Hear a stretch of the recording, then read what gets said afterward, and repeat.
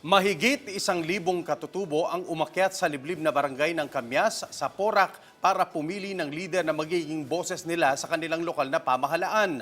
Payapa at walang naging aberya sa kakaibang katutubong paraan ng botohan na isinagawang Indigenous People Mandatory Representative o IPMR election sa bayan ng Porac. May ulat si Irish Dotilios.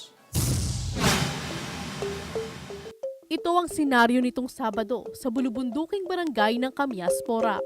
Maaga pa lang, kapansin-pansing naglalakad paakyat ang mga katutubo.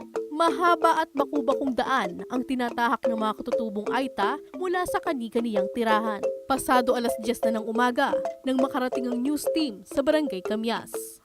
Naabutan namin ng may 1,000 katutubong nag-aabang at nakapila sa labas ng isang silid-aralan.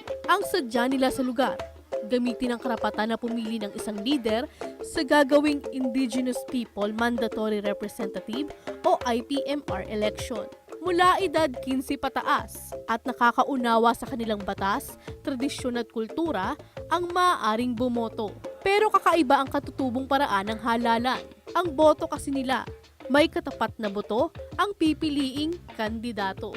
Boto ng maisang katapat na boto para kay Rogelio Valencia. Boto ng Cardis para kay Solis Palo. Boto ng Sitaw naman para kay Edwin Abuque. Hawak ng kinatawa ng NCIP ang baso na may boto at ilalagay ito sa tapat ng litrato ng kandidato. Sa kadadamputin ng katutubo ang katapat na boto ng kanyang ibobotong leader at ihuhulog ito sa isang bote. Mabilis ang botohan.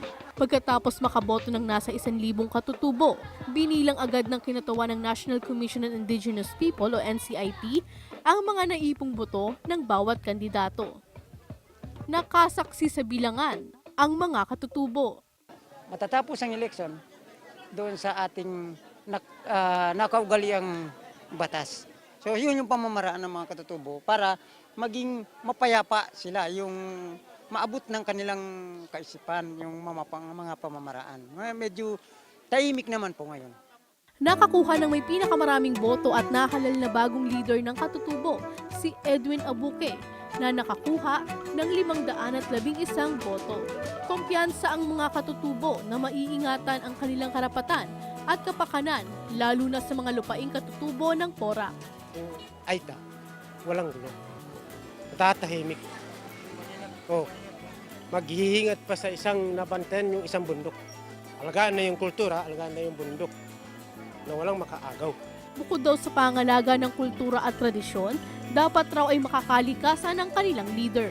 Ang kailangan po namin, yung hindi nakakasira po ng kabundukan. Hindi makakasira po ng kalikasan kasi ang gusto namin malaya naman po ang kung ano man yung proyekto, pero conforme lang po sa mga proyekto. Yung mining o yung avoidance, hindi po namin kuhan yun kasi hindi naman po namin alam na trabahuin yun eh. Kuhan ng mga mayayaman na yan eh. Yung pong may prinsip, yung tinatangkilik po ang mga katutubo na kung saan pinagsisigawan po niya yung kultura niya at uring mga katutubong inaapi. Hinihintay na lang ng mga katutubo ang formal na proklamasyon mula sa NCIP sa bagong halal na leader. Ako si Irish Dotilios, nag-uulat para sa Metro Central Luzon News.